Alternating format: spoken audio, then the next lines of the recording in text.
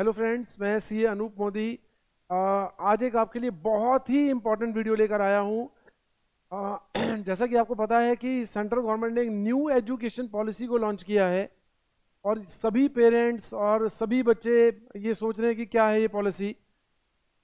तो काफ़ी सारे स्टूडेंट्स की डिमांड आई कि सर इस पर कोई वीडियो बनाइए, तो आपकी डिमांड पर मैं ये एक छोटा सा वीडियो बना रहा हूँ न्यू एजुकेशन पॉलिसी पर। बेसिकली है क्या कि कैबिनेट ने इसका ड्राफ्ट अप्रूव कर दिया है, लेकिन अभी तक ये लॉ नहीं बना। अभी ये पार्लियामेंट में पेश होगा, उसके बाद ये लॉ बन जाएगा और उम्मीद की जा रही है कि 21 और 22 का जो एकेडमिक सेशन होगा उसमें ये इम्प्लीमेंट होगा। आइए एक इसकी हाइलाइट्स क्या है, मेन मेन पॉइंट्स क्या है इसके, वो एक बार मैं आपको बता देता हूँ। पहली बात है, गवर्नमेंट ने जो अपना एजुकेशन का बजट है वो 4.3% से अप्रॉक्स 6% तक कर दिया है। मतलब गवर्नमेंट एजुकेशन पर अब ज़्यादा पैसा, जीडीपी का 4.3% पहले एजुकेशन का बजट था, वो 6% तक कर दिया है। मतलब गवर्नमेंट अब एजुकेशन पे ज़्यादा पैसा खर्च करने वाली है। ठीक है। इसके अलावा एचआरडी मिनिस्ट्री का नाम बदल कर अब एजुकेशन मिनिस्ट्री रख दिया गया है। ठीक है, अब ये शिक्षा मंत्रालय होगा। दूसरा चेंज आपका जो मेजर चेंज है वो क्या है कि अब जो हमारे स्टूडेंट्स हैं, तो मैंने एक ड्राफ्ट तैयार किया आपके लिए। तो अब जो हमारे स्टूडेंट हैं वो क्या स्टडी करेंगे सर? 10+2 is now 5+3+3+4। सर पहली बात है, हमें 10+2 ही नहीं पता था क्या था। पहले तो हम बात कर लेते हैं 10+2 क्या था। सर 10+2 का मतलब ये था कि 10 तक आप एक स्पेसिफाइड स्टडी करते थे। मतलब आपके पास कोई चॉइस नहीं थी, जो सब्जेक्ट थे आपके पास वो थे। तो 10 तक आप एक स्पेसिफिक स्टडी करते थे। लेकिन जो +2 है, मतलब यानी कि 11th और 12th, उसमें आप क्या करते थे सर? उसमें आपके पास चॉइस होती थी कि आप कॉमर्स लेंगे, आर्ट लेंगे, या medical, non medical, other choice होती थी इस तरीके की आपके पास। तो इसे हम कहते थे 10+2, मतलब 10 तक फिक्स और +2 डिफरेंट। अब क्या गवर्नमेंट ने लॉन्च किया है? 5+3+3+4। तो टोटल कितने साल हो गए सर? 15 ईयर, 15 साल। यानी कि अब आपकी जो स्कूलिंग है वो 15 साल है। जैसे 15 साल कैसे हुए समझ लीजिए। प्री स्कूल 3 ईयर, आप प्री स्कूल कह लीजिए, आंगनवाड़ी कह लीजिए, तो 3 साल तक तो आपका कौन सा पीरियड हो गया? Pre school. उसके बाद हो गई आपकी फर्स्ट से लेकर 12th तक। तो 3 साल, जैसे आप नर्सरी कह लो, केजी कह लो, प्री स्कूल कह लो, तो भी आप नाम देते थे उसका, वो रहेगा। ठीक है। अब चेंजेस क्या हुए हैं सर? ये 5+3+3+4 क्या है? देखिए टोटल 15 ईयर की एजुकेशन है, स्कूलिंग टोटल 15 ईयर की है, राइट। अब इसमें 3 साल प्री स्कूल के हो गए, अब कितने बचे? 12, फर्स्ट टू 12th। अब गवर्नमेंट ने क्या कहा कि क्या सिस्टम था? अब गवर्नमेंट ने जो प्रपोजल दिया है वो दिया है कि सर जो आपकी फर्स्ट स्टेज है यानी 5, यानी कि जो पहली स्टेज है आपकी, उसे कहा जाएगा फाउंडेशन स्टेज। 5 को क्या नाम दिया गया? Foundation stage. मतलब स्टूडेंट पहले 5 साल जो पढ़ेगा उसको नाम दिया गया फाउंडेशन स्टेज, जिसमें 3 साल तो प्री स्कूल के हो गए सर। ठीक है, 3 साल तो बच्चा प्री स्कूल में हो गया, और बाकी 2 साल कहाँ हो गए? फर्स्ट और सेकंड। यानी पहली स्टेज को कहा गया सेकंड क्लास तक।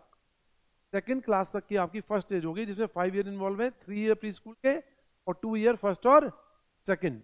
अब इसमें क्या कहा गया? अच्छा, और सेकंड पॉलिसी जो नेक्स्ट स्टेज है 3, यानी 5+3, तो जो नेक्स्ट 3 है हमारा वो क्या है? उसको नाम दिया गया बिगिनर स्टेज। और जो नेक्स्ट है आपके 3, वो है मिडल स्टेज, और नेक्स्ट जो 4 है दैट इज फाइनल स्टेज। तो ये अलग अलग नाम के दिए गए। 5 को क्या नाम दिया गया सर? फाउंडेशन स्टेज, और 3 को बिगिनर स्टेज, नेक्स्ट 3 को मिडल, और नेक्स्ट को फाइनल स्टेज। आइए देखते हैं इन स्टेजेस पर किस तरीके से गवर्नमेंट एजुकेशन सिस्टम को अपना इंप्लीमेंट करेगी। तो सबसे पहले तो हम बात करते हैं फाउंडेशन स्टेज की। इसमें क्या इन्वॉल्व है सर? प्री स्कूलिंग, आंगनवाड़ी और फर्स्ट और सेकंड क्लास, पहली बात, राइट। दूसरी बात, इसका जो कैरिकुलम है वो डिजाइन करेगा एनसीईआरटी, और ये जो स्टडी है वो खेल कूद के साथ होगी। मतलब गवर्नमेंट इसमें इस स्टेज तक, मतलब सेकंड क्लास तक के बच्चे पर कोई एजुकेशन का बर्डन बहुत ज्यादा नहीं डालना चाहती। अब बच्चा खेलते हुए थोड़ा थोड़ा पढ़ता रहेगा। मतलब मेन फोकस किस पे होगा? प्ले पर, खेलने पर। तो पहली स्टेज में बच्चा आपका खेलेगा। तो जिन बच्चों का एडमिशन इस स्टेज में होगा तो वो तो शायद मैं कह सकता हूँ बड़े भाग्यशाली बच्चे होंगे, भाई खेलते खेलते पढ़ लेंगे, ठीक है ना। तो चलिए जी, हमारा टाइम तो निकल ही गया। खैर, for this special training is also given to teachers, teachers को बताया जाएगा भाई कैसे बच्चों को खेलते खेलते पढ़ाना है। सर हमारे टाइम में तो बच्चों को सिखाया जाता था कैसे डंडे मार मार के पढ़ाना है, अब क्या सिखाया जाएगा, खेलते खेलते बच्चों को कैसे पढ़ाना है। ठीक है जी, तो ये हो गया foundation stage, right. Next stage है हमारी बिगनर स्टेज। बिगनर स्टेज में क्या होगा सर, इसमें क्लास होंगी आपकी 3rd to 5th क्लास। ठीक है, अब गवर्नमेंट इसमें क्या चाहती है, गवर्नमेंट चाहती है इसमें बच्चे का ना एजुकेशन का केवल एक बेस बन जाए। फॉर एग्जाम्पल, जो से इंपॉर्टेंट सब्जेक्ट हैं, जो शायद गवर्नमेंट को लगता है कि हाँ ये इन सब्जेक्ट इन विषय के बारे में थोड़ा सा बच्चे को ना एक बेसिक पता होना चाहिए एटलीस्ट, तो वो गवर्नमेंट कहती है इसमें मैथ, साइंस, सोशल साइंस, इस तरह के सब्जेक्ट इंक्लूड हो। और गवर्नमेंट ने मैथ्स पर बहुत ज़्यादा फोकस किया है, मैं बताऊंगा अभी वीडियो में आपको आगे। गवर्नमेंट ने मैथ्स पर बहुत ज़्यादा फोकस किया, ठीक है ना। और यानी कि इस स्टेज में क्या होगा, मतलब पहले जो हमारे 5 साल है वो बच्चे हंसते खेलते गुजार लेंगे, और नेक्स्ट जो 3 ईयर्स हैं हमारे, मतलब 5+3, तो नेक्स्ट वाला हमारा 3 है, उसमें बच्चों को सब्जेक्ट पढ़ाए जाएंगे, लेकिन एक बेसिक नॉलेज सब्जेक्ट्स के बारे में दिया जाएगा, मतलब ताकि बच्चा एक तरह से चीज़ों को समझना स्टार्ट कर दे, सब्जेक्ट के बारे में एक बेस बन जाए उसका सिर्फ, ठीक है ना। तो और दूसरा sir most important is class 5 तक स्टूडेंट अपनी मातृभाषा हिंदी यानी नेशनल लैंग्वेज और लोकल लैंग्वेज में स्टडी कर सकता है। जैसे अगर एक बच्चा चाहे, मतलब ऐसा नहीं कि उसे आज, जैसे आज की डेट में क्या हो रहा है सर, आज की डेट में स्कूल्स का जो मेन फोकस है वो किस पर है, इंग्लिश लैंग्वेज पर। तो गवर्नमेंट ने क्या कहा सर, ऐसा नहीं है कि हम इंग्लिश लैंग्वेज को ही प्रमोट करें, तो गवर्नमेंट ने क्या कहा कि आप अपनी लोकल लैंग्वेज और हिंदी लैंग्वेज में भी स्टडी कर सकते हैं। मतलब अगर कोई बच्चा मराठी में पढ़ना चाहता है 5th क्लास तक, तो वो मराठी में पढ़ सकता है, गुजराती में गुजराती लैंग्वेज में पढ़ना चाहता है उसमें पढ़ सकता है, पंजाबी लैंग्वेज में पढ़ना चाहता है उसमें स्टडी कर सकता है, तो लेकिन अपनी लोकल लैंग्वेज। मतलब ऐसा नहीं आप किसी और एरिया में रहते हो और आप कहो कि मैं वहां जाके मराठी में पढ़ूंगा, ऐसा नहीं। मतलब अगर आपकी लोकल एरिया में वो लैंग्वेज चलती है तो आप उस लैंग्वेज में स्टडी कर सकते हैं। और नो डाउट हमारी जो नेशनल लैंग्वेज है, मदर टंग है, मातृभाषा है हिंदी, तो वो तो हमेशा हर जगह इंप्लीमेंट है, उसमें तो आप पढ़ ही सकते हैं, ठीक है। तो अप टू 5th क्लास ये आपके पास फैसिलिटी है। यानी मैं दोबारा रिपीट कर रहा हूँ, पहले 5 साल बच्चे हंसेंगे खेलेंगे और थोड़ा बहुत पढ़ेंगे, बहुत ज़्यादा नहीं। और दूसरी जो नेक्स्ट 3 ईयर की स्टेज होगी, यानी कि 3rd, 4th और 5th क्लास, इसमें स्टूडेंट को क्या कहा गया कि आप एक बेसिक सब्जेक्ट का नॉलेज ले लीजिए, और साथ ही साथ आप अपनी रीजनल लैंग्वेज जो आपकी है, लेकिन इंग्लिश इसमें केवल एक सब्जेक्ट के तौर पे काम करेगा। मतलब हमारी जो मेन भाषा है बोलचाल की, हम ऐसा नहीं कर सकते कि एक स्कूल में एक ऐसा कल्चर बना लें कि जहाँ पर केवल इंग्लिश ही बोली जाती हो, ऐसा नहीं होगा, ठीक है ना। इंग्लिश केवल एक सब्जेक्ट के तौर पर पढ़ाया जाएगा 3rd, 4th, 5th क्लास में, राइट। नेक्स्ट स्टेज है मिडिल स्टेज, जिसमें आपकी 6 to 8 क्लास शामिल है, यानी 6, 7 और 8 को नाम क्या दिया गया, मिडिल स्टेज। अब ये मिडिल स्टेज बड़ी इंपॉर्टेंट है सर आपके लिए। इसमें क्या है कि इसमें मल्टी डिसिप्लिनरी अप्रोच गवर्नमेंट की है कि बच्चा ना डिसिप्लिन में रहे। देखिए होता क्या है कि डिसिप्लिन अप्रोच क्या है यहाँ पर, कि एक तो बच्चे को सबसे इंपॉर्टेंट एक पॉइंट है कि यहाँ पर स्टूडेंट पर जो फोकस होगा वो एक तो गवर्नमेंट ने कहा कि कंप्यूटर कोडिंग पर होगा। और सर आपको पता है कंप्यूटर कोडिंग में मैथमेटिक्स का बहुत बड़ा रोल है। सर कंप्यूटर कोडिंग के अंदर मैथमेटिक्स का रोल है, तो गवर्नमेंट की जो थिंकिंग है वो मैथ्स, साइंस या इस तरह के सब्जेक्ट पे ज़्यादा है, ठीक है ना। तो गवर्नमेंट का क्या कहना है कि सर मैथ्स, कंप्यूटर कोडिंग है 6th क्लास में, हम उसको इम्प्लीमेंट करेंगे, यानी बच्चा आपका 6th क्लास से ही कंप्यूटर सीखना स्टार्ट कर देगा। ऐसा देखिए कहाँ होता है, ऐसा देखिए जितनी बड़ी बड़ी कंट्रीज हैं जैसे चाइना हो गए, यूएसए हो गए, यहाँ पर ये सिस्टम इम्प्लीमेंट है, ठीक है। इंडिया में तो उसी तर्ज पे शायद ये सिस्टम इम्प्लीमेंट किया गया है, और लगभग इस सिस्टम इम्प्लीमेंट किया गया है इसमें 2 लाख लोगों को शामिल किया गया था, उनकी राय ली गई थी, तब ये सिस्टम हमने गवर्नमेंट ने इम्प्लीमेंट किया है, राइट। इसके अलावा एक इंपॉर्टेंट पॉइंट है मिडिल स्टेज में, इंपॉर्टेंट पॉइंट है सर कि आपके बच्चे को जिसमें भी इंटरेस्ट है कि उसे एक वोकेशनल ट्रेनिंग लेनी होगी। मतलब जैसे मान लीजिए आपके बेटे का या आपके बच्चे का इंटरेस्ट पेंटिंग में है, तो वो किसी पेंटर के अंडर में अपना वोकेशनल कोर्स पूरा कर सकता है। अगर आपके बच्चे का इंटरेस्ट सॉफ्टवेयर में है, तो वो किसी सॉफ्टवेयर इंजीनियर में या किसी कंपनी के अंडर में अपनी वोकेशनल ट्रेनिंग कर सकता है। हालांकि जो गवर्नमेंट की स्पीच आई है उसमें उन्होंने कहा है कि हम 10 दिन की ये ट्रेनिंग बच्चे को प्रोवाइड करेंगे, ठीक है, in a year, right, in a year 10 दिन की ट्रेनिंग प्रोवाइड करेंगे। लेकिन एक बच्चे को बेसिक नॉलेज तो मुझे लगता है कहीं ना कहीं हो ही जाएगा। नेक्स्ट स्टेज है सर हमारी फाइनल स्टेज, जो कि बहुत इंपॉर्टेंट है, बहुत क्रूशियल है। अ, इसमें आपके नाइन्थ 10th 11 और 12th ये चार जो क्लासेस हैं ये इंक्लूड होंगी। सर अभी तक देखिए क्या होता था, इनमें क्या मेजर चेंज हुआ है। देखिए अभी तक होता क्या था, अगर आपके बच्चे ने कॉमर्स लिया है कि उसके पास कुछ फिक्स सब्जेक्ट थे कि भाई आपको यही सब्जेक्ट पढ़ने हैं।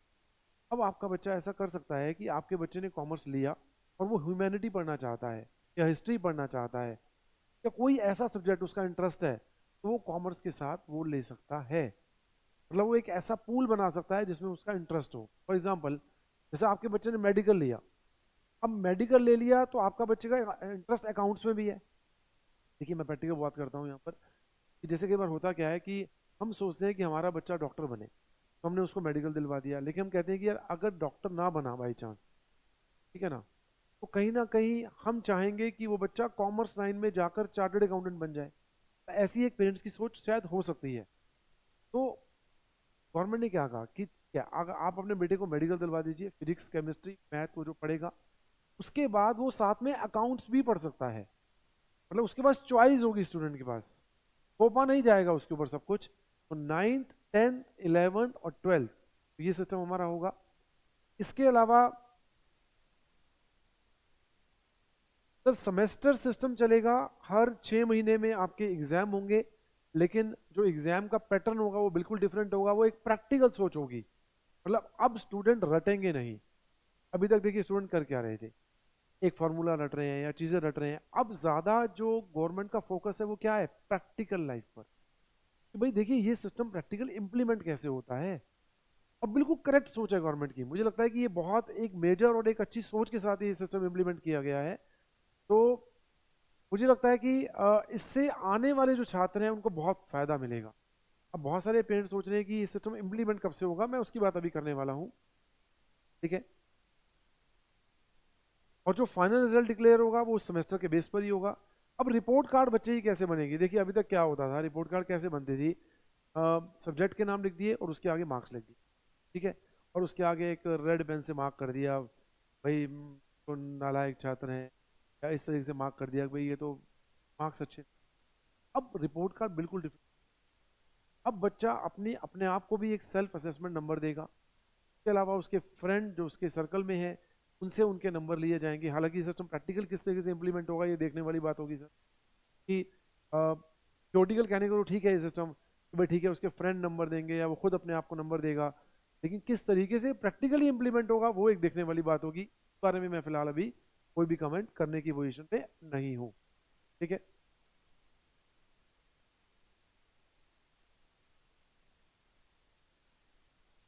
अब सर जो हमारी नेक्स्ट स्टेज आती है डिग्री की, बात करते हैं डिग्री की। सर यहाँ बहुत एक इंपॉर्टेंट चेंज किया गया है, यहाँ मेजर चेंजेस किए गए हैं।